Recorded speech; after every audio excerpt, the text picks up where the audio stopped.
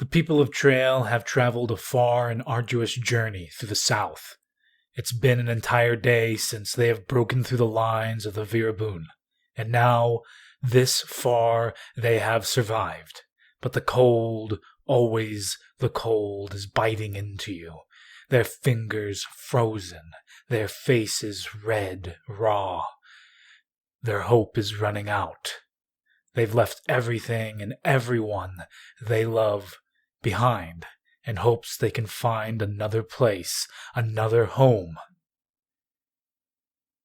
But fate is not always so kind. Friends, it's been a long couple days. I've been feeding as many as I could, healing as many as I could, but we've lost many in the last couple days. Some of these people need a place to stop traveling, or death will soon follow.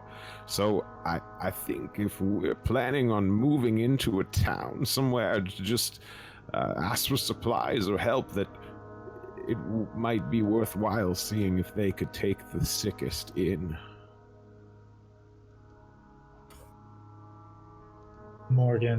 Gordon has a thoughtful face. These hamlets, these villages, they're not really filled with people who could take others in. Besides, how do you measure the sickest?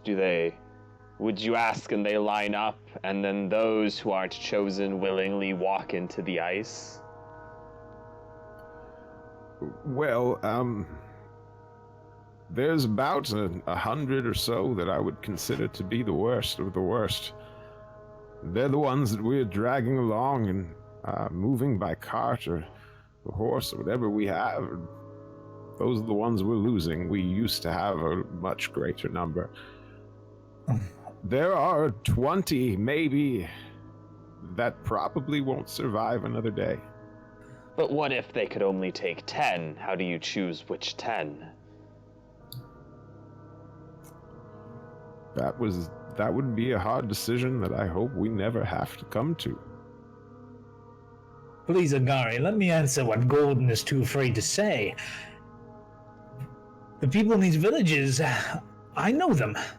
Some hamlets are only one family, others are veritable towns with 200 to 300 people. But if we give them another 100, we've increased their population, and they'll run out of food before spring. We will kill them. Either way. I think he means to say they are already dead. Fengar. Well, I trust you used to your believe that's true. I'm sorry for interrupting you, Rowan, but we can't give up. We can't give up on these people. And I will say this, Fengar. While I trust your pragmatism, as absolute as your words, I do not trust your compassion because it only extends to those in your circle, I'm afraid.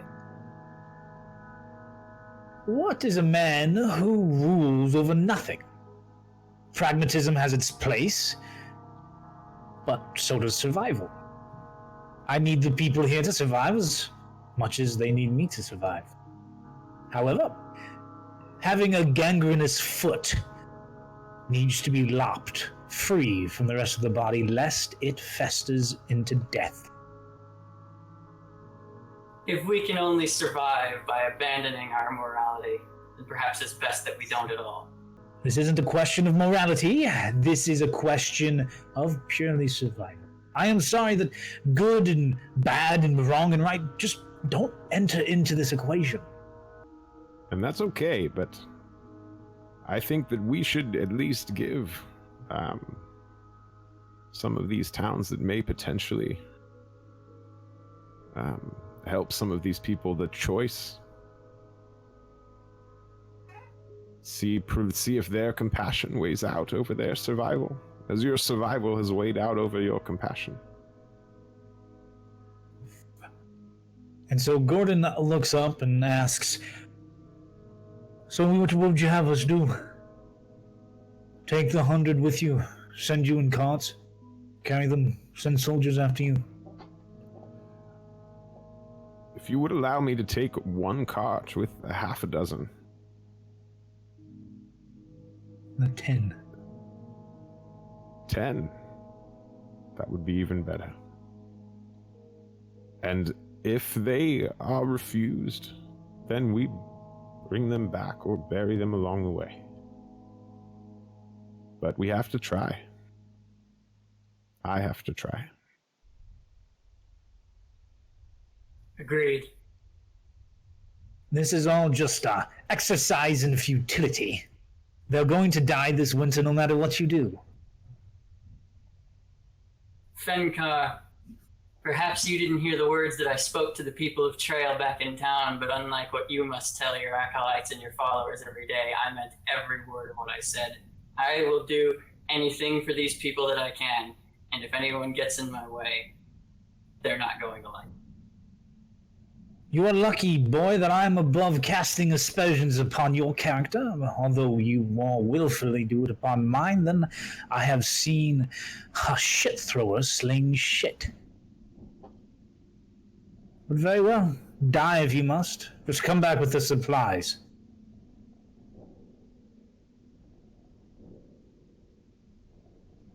Then it is settled.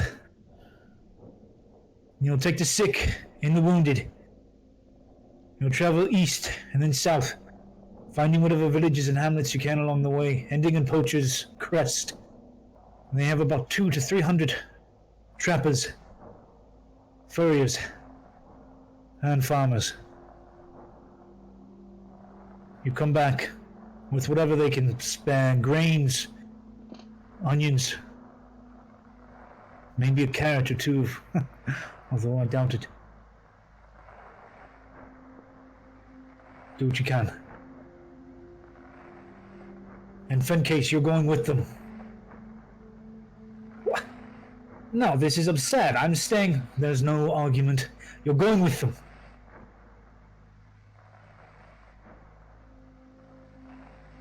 Fencase looks a little disturbed, mortified, horrified. I personally prefer he stayed also, if that makes you feel any better. It doesn't. All right.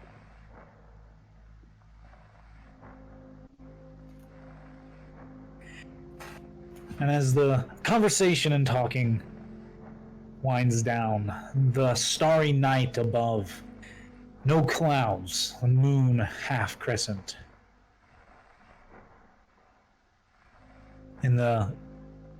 Beyond the light of the fire, you know the many banks of snow are dusting off in white.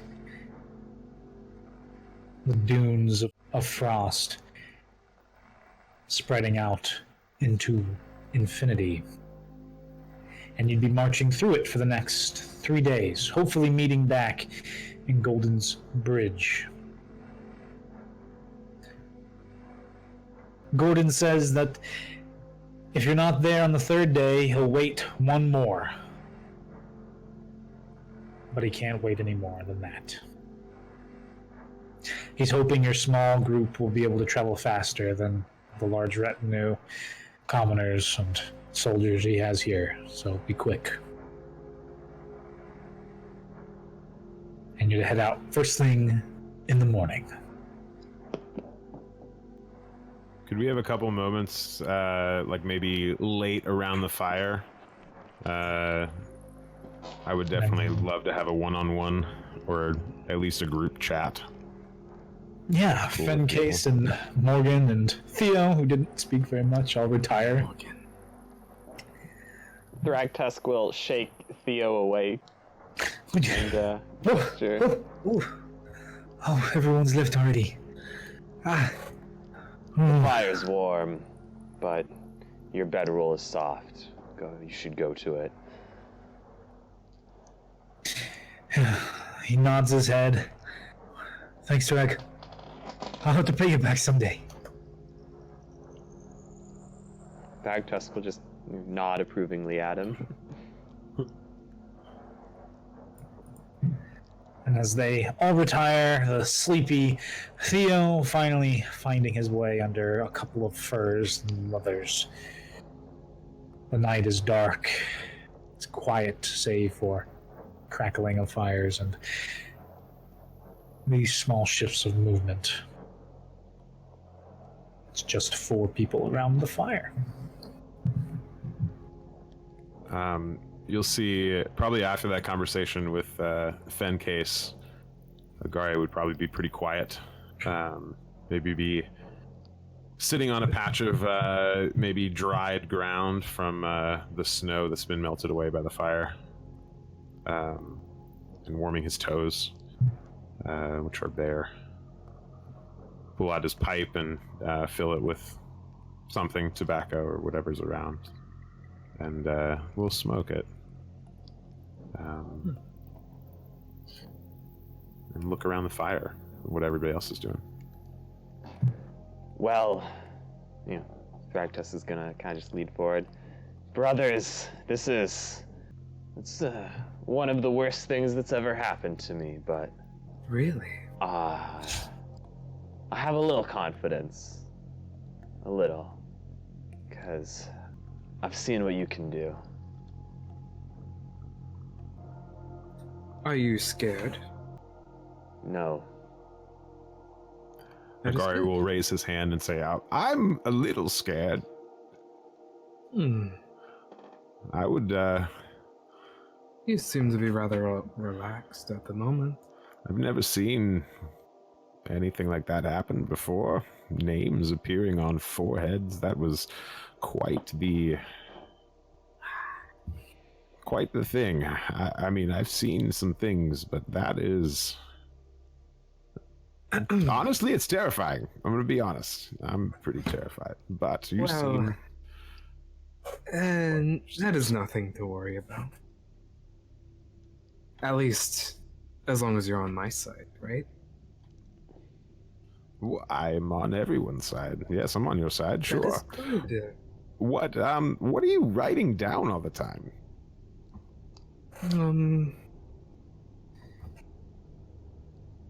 Rikawa puts down his quill and paper.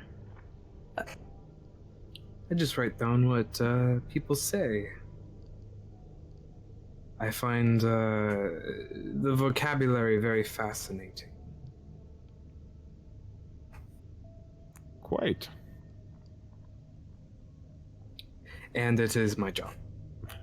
Right. So, why do you talk? Pardon? Do you not talk? I do talk, but I am not Kenku.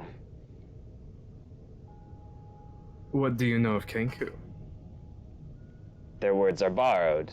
They're not their own. But you talk. I just was asking.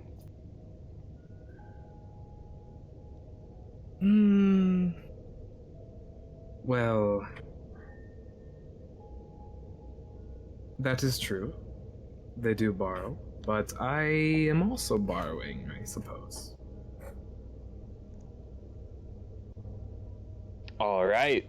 I apologize. Just as you borrow your powers, right? From your god.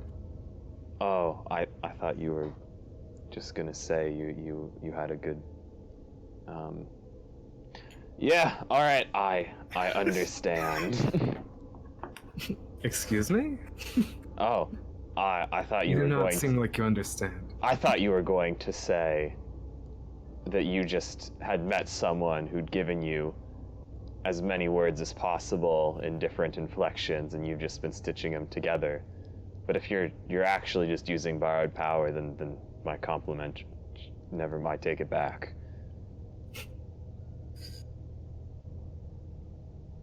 I forgive you. Rowan, I appreciate your compassion. Rowan, who is sitting silently, almost uncomfortably close to the fire, looks up from the great pendant in his hand, almost as if he's surprised someone speaking to him. Oh, Garth. Yes, and my apologies, my mind was wandering. Yes, well, I try to do what I can. And then I look back down, the lines on my face starting to become more apparent in the firelight.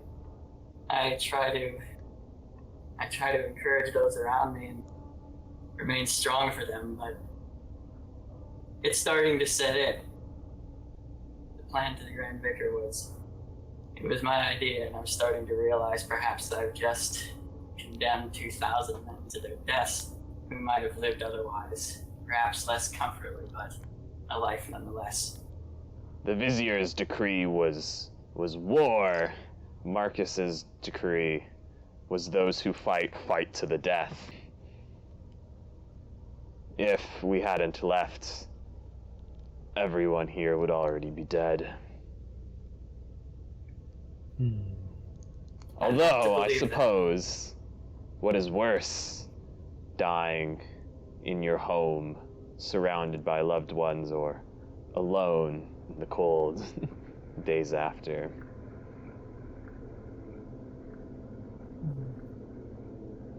I hadn't thought of it like that. I've been away from my own homelands for about 6 months now. It'll be an interesting feeling if I perish out here. I'll be able to answer your question better, but until then, I can only keep trying to prevent that from happening. Now, what about you, Kenku?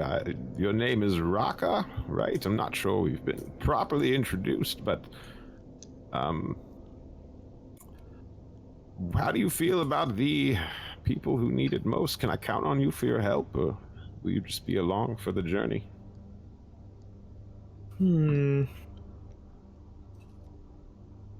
I do think more people is better in general, but if they slow us down, I don't see... what's the word? The point in keeping them?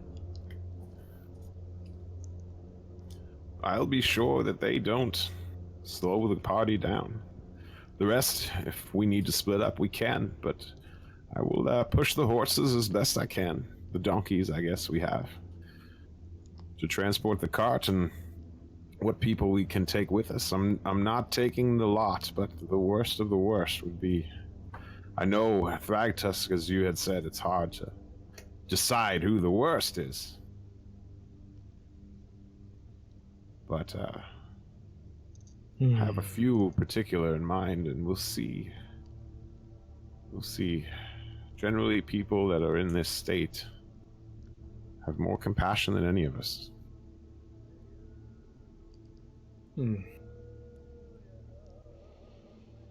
You are stronger than I am, the Nagari. I do not think I could make the decision of who dies and who lives.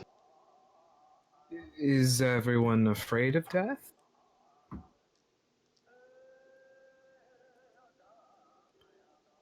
Death brings life.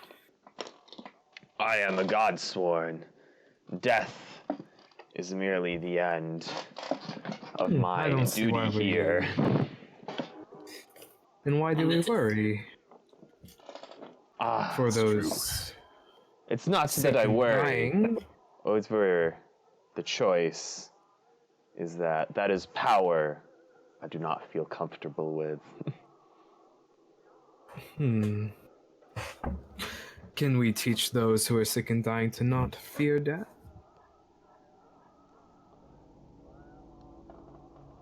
Perhaps my learnings are incomplete, but in my years, the only thing I've learned in that is the only person who can teach someone to no longer be afraid is themselves.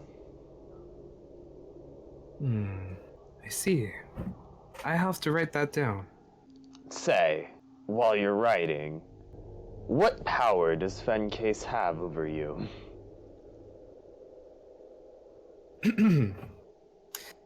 Ricard chuckles. He says, employment, money. I can understand why I hired you. The two of you seem to think very much alike. Okay. I ask because you seem to be very capable And Fencase hasn't struck me as one as capable as you, but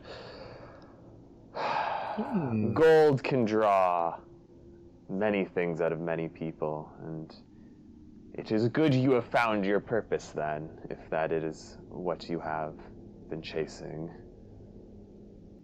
What of you? Do you have a employment? I have power that does little for me, but many, much great things to my communities. Many much great. I will write that down. You're going to be quite a thrill to have along on this journey, Rakah, I can tell. Ah, you too. What was your name? Sergeant Rowan. Sergeant Rowan. Yes, I earlier. do recall that name. Yes, I'm very glad you do, I say completely non-committally. By the way, earlier you spoke of fear of death. I'm very curious, Rakah, since we're here. Do you fear death? Well, short answer is yes. I can imagine. Long answer is not really. What do you mean by that, I wonder? Perhaps I will share some other time. Oh, very well.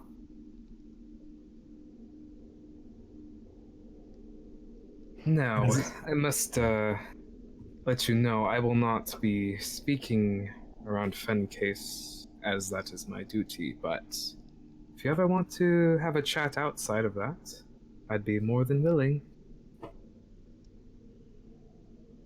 What would you do if Fencase no longer required your services? He tilts his head a bit. I'm not sure. I hope that doesn't happen. Well, if he dies, that would be an issue, wouldn't it? But c'est la vie, as they say. I found my purpose serving in a role for a long time. I lost that purpose a little while ago. It's been an interesting time trying to find it again, and I hope that your purpose is greater than this man that you follow around. I think he's quite entertaining. That is true. That is true. I tend to agree. Well,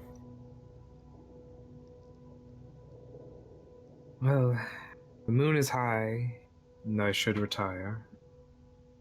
You should all as well, as far as I know.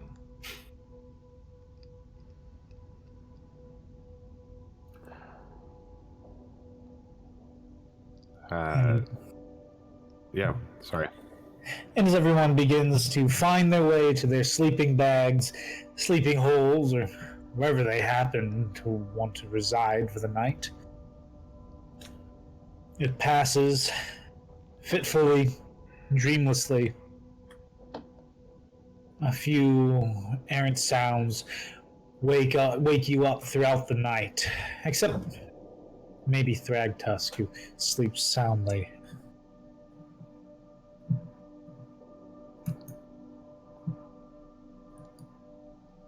And as the next day dawns, that red horizon cutting through the black, a knife's edge clawing its way through the stars. The tired, the cold, the hungry begin to move again. Slowly, creaking like old wooden chairs, every step heavier, every breath harder. That little bit of hope that they had gained breaking through the lines, that last wisp, that last flame, all they have as they trudge further towards Golden's Bridge and hopefully salvation. Gordon makes sure to give you a cart with the sturdiest donkey they have. 10 men, he says. 10 men you choose, Agari. Any more, and then others will talk, as Thragtusk has said. Fear spreads like wildfire. You'll move east, then south. He gives you the directions, what landmarks to follow, and hopefully, if you can, the road, if it ever appears. This time of year, nobody's traveling, so be quick, and we'll meet you in Golden's Bridge in 3 days. 3 days. No problem. We shall survive. I expect the same from you, but I have no doubt in your success. Goodbye for now, brother. We will meet again. May Pelor's light shine brightly on you, Agari. Don't die. I'll see you there. After a grim farewell and Fencase's highbrow cursing, he trudges off with the rest of you, splitting from the group. Just a small speck compared to the large throng.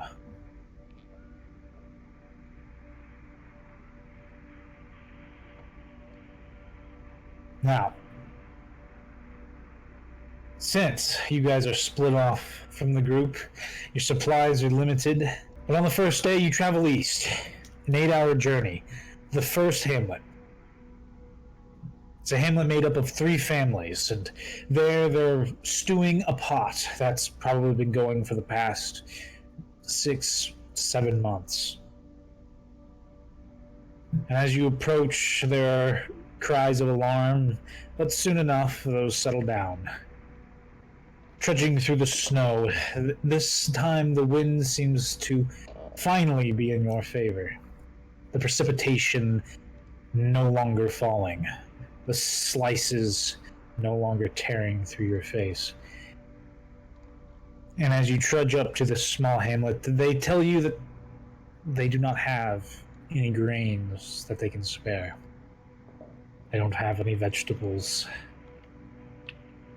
They have nothing unless they are to starve for the winter.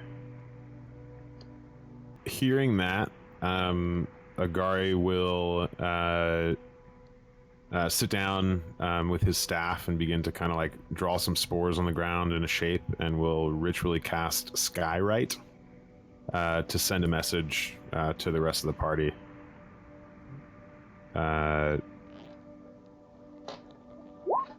Maybe with like a, I don't know, probably maybe a predetermined shape that we talked about to like let them know that there was nothing at this first place. All right, and then just for my sake, who are you sending that to? We'll say maybe Gordon and I chatted a little bit. Okay.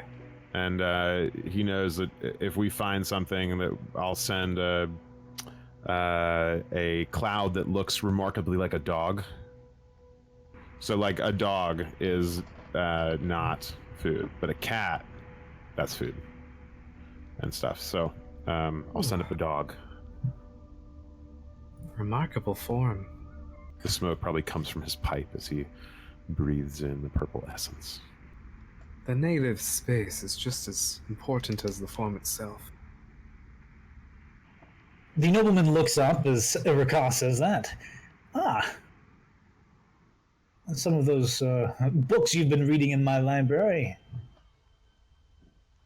Yes, I must admit I did sneak a few. Oh, do not worry. You're worth every single bit of knowledge you can possibly absorb. Thank you. That little halfling. He is rather talented, isn't he? I think so. I do not fond of mushrooms myself. Tasteless things. Almost the taste of flesh. I wouldn't know myself, but perhaps Kenku culture tastes certain types of flesh, yes? We usually have things raw. I I do not do care not. for it myself. Raka, are you some sort of wild animal? You don't cook things.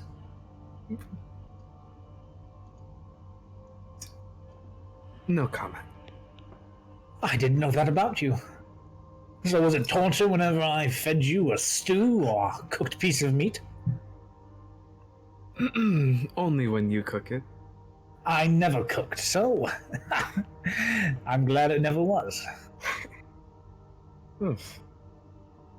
I shall try some of your cuisine, if that's the right word. No, you'll die. I see. And we're going to die in this frozen wasteland. I'd rather die with a full stomach than hungry. Oh. Dying on a full stomach. Where it's warm. Surrounded by knowledge and perhaps, Why couldn't you have lived in a desert instead? it's nice more often than it's not, Raka. I'll believe you. When we come back and reclaim my ancestral homes, I'll make sure that you are properly awarded. Thank you. Fencase's demeanor sours as you travel further south, the small hamlet having nothing to give.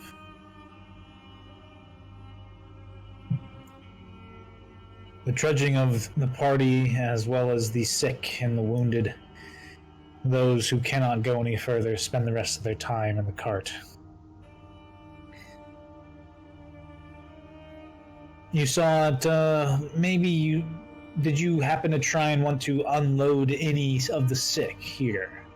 Any of the weak? I'm assuming, like, this is a small town. What was I wouldn't ask outright unless I had a inkling of maybe that they were able. You probably think that they have enough food for them to survive. Another body or two might just kill them all. Well, then I would ask how they felt about. So, I realize that you are in dire circumstances right now as the winter's cold. I cannot stand it. The snow gets between my toes and it's disgusting. However, we have a number of people that have escaped with us that just need warmth and a place that they cannot travel for a while and hope to recover. Would you be willing to take on one of these extra people? Save their life. Maybe put them to work. What seems like the father of one of the families, impromptu town leader. He has a large beard and sunken eyes, a bald head, and he's wearing his thick clothes and thicker gloves, and he nods his head with a weak smile. Oh yes, I could take on one of them. That would be incredible. Thank you. You're saving a life today. As long as they're willing to work come spring, then it will more than make up for whatever they take. I'm sure they would. So I'll look for then maybe like a younger guy who maybe broke his leg, or two legs. Broke both his legs. He broke both his legs. He jumped off the wall. Because he's young and he's strong. That's the only way he's been able to survive. He must have known someone who was also in the cart. Yeah, so you find a young man who had broken one of his legs in an accident as there was a trampling out leaving the city. Yeah, people kind of stepped over other people, got turned to mush. Oh, I thought you said foot. trampoline. Like trampoline. This is much darker. I did not know that term. Oh my god. They got his foot stuck in the springs and cracked. This is why trampolines are dangerous. You shouldn't own them. Yep. Cactus You does. foolish fool. You foolish fool. Last minute plan for the escape. Throw trampolines into the moat and jump off the wall Such onto the trampoline. We will forge our own path with trampolines. Or just throw them at the enemy if they're that effective. I will all make the their enemies spears left. bounce off. Okay. Okay. Sorry. So, they take the young man, a blonde-haired boy, can't be more than 16 years old. His leg broken and swollen. I will, I'll cast Goodberry, and some of the purple essence on my staff will kind of light up, and 10 mushrooms will just kind of sprout off and plump up and just kind of fall into my hand. And I'll hand it to this guy, and I'll say, "This will feed a person for a day. Please take it as a ration. At least feed him for a little bit. They only last a day, so pass it around." The farmer nods his head, a village leader. He takes them with great care. He's almost surprised. His eyes widen as the mushrooms bloom. He knows magic when he sees it. And he nods his head. He deposits them into a multitude of pockets on his cloak. And with him and his sons, perhaps, they take the young blonde boy. Arms under each shoulder and leg, trying to make sure they don't harm him any further and bring him inside. As the rest of you. Well, at least this excursion has already been a success. For if we fail at everything after now, we will have still succeeded slightly. Yes, Agari, your compassion has saved a life today. And no matter what Fangar may say, no matter what happens to us, that makes it worth it. May I correct your pronunciation? No, you may not. Understood. That's why I wasn't going to say anything, Rakan. I knew the obstinate fool would not take my real name. It's like an insult on his tongue. I think it's on purpose. Oh, I know. I see.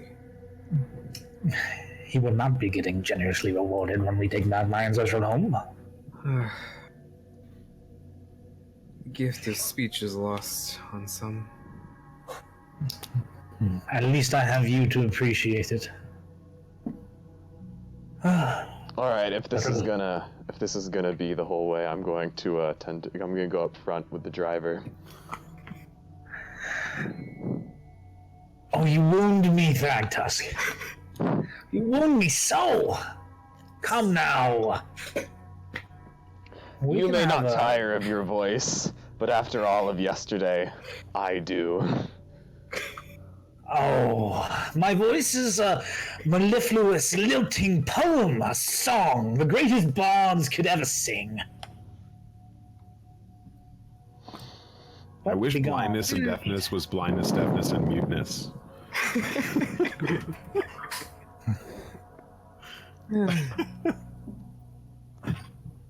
I must admit, on occasion, he is correct. Fencase looks like he's been run through with a spear as all the blood drains from his face that wasn't already gone. His eyes are wide and he can't seem to breathe. Have you fallen ill? No, my friend. It is nothing. Okay. And as the party travels south, further away from the small hamlet, who has decided to take in 9 survivors remain, all still either fallen ill to the wiles of nature, the cold seeping into their bones, their systems breaking down, others wounded, either beyond the hope of walking for the next months or infections spreading throughout their body. And you come to the second small village as night falls. The village doesn't have an inn, it doesn't have a place for you to sleep, but they offer you the floor of one of their homes. It is covered in dirt. It is cold and it is smoky. There's a hole in the roof, but a hearth burns in the corner. Generosity is a gift that few give, but I am eager to receive it. Thank you. You have aided us in a little way, but a little way that goes a great distance. The village elder, another bald man, but with a long mustache, winter clothes adorning his person as he leads you in. He tells you that we do have some supplies to spare. The problem becomes, the more we give you, the less we'll have. Do you have anything in the way of coin, perhaps? Agari will stare at Fencase. Rakah will stare at Fencase. As does Rowan. Fencase looks around. The village leader looks to the man in resplendent clothing. And Fencase rolls his eyes. If the rest of you are so broke, I don't know why Golden made you come along. But yes, we do have something in the way of coin. Name your price. I can pay it. The village elder rubs his chin for a second, looking Fencase up and down. I would call it 50 silver for every 50 pounds. Very well then, give us what you can spare. The village elder looks somewhat surprised and nods his head. The rest of you can sleep here for the night. Just,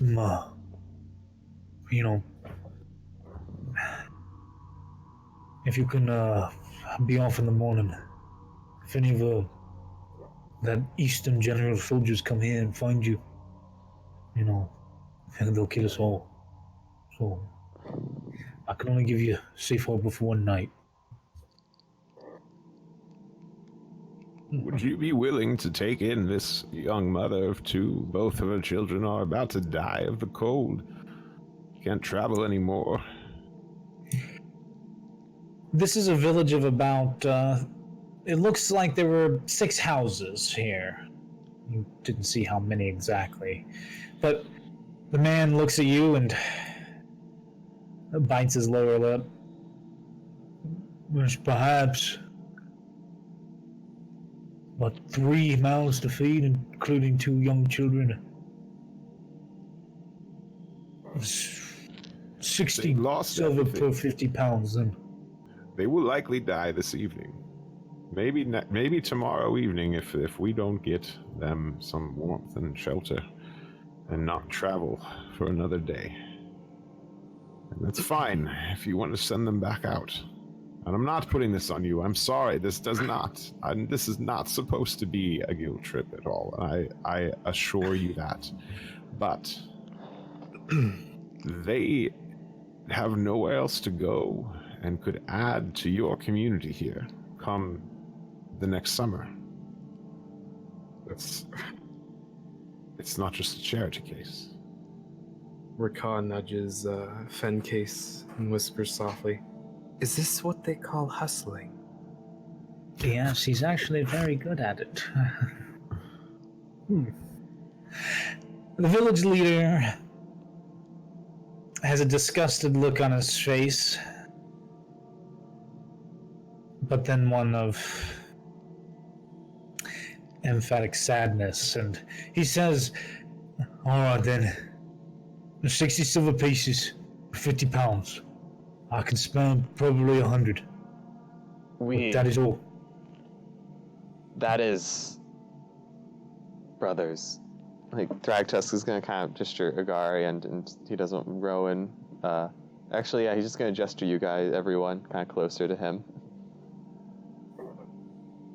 Food is scarce. There is almost nothing.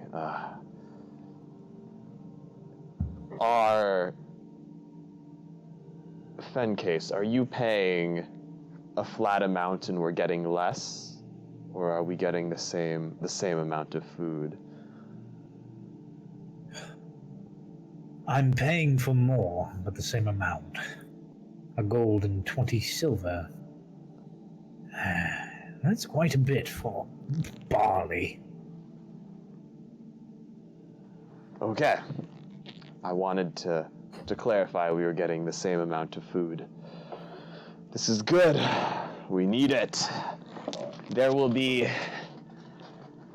even if it lasts a short time, much gratitude among the survivors with the food. And for me, there is much gratitude of a warm night's sleep because I have just about had it with the cold. So Thragtusk is going to go over to the fire.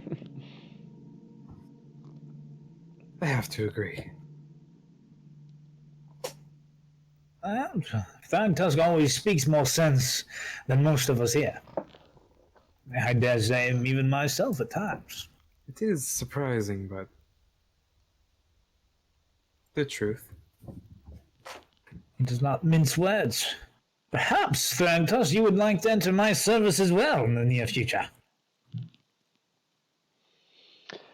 As it stands, I find that unlikely, but I am not one to make predictions of an uncertain future. Just leave the particulars open, perhaps. I could use a strong, strapping half-orc like yourself. I think you could. This pleases me. As Agari, Thragtusk, Rakah, and Rowan make their home on the floor, Fencase is still put off by the fact and mortified that he has to sleep along the dirt. But outside, the howling winds pick up again, if only for a few minutes. And Fencase seems to be put in his place, willing to share this small house and its hearth.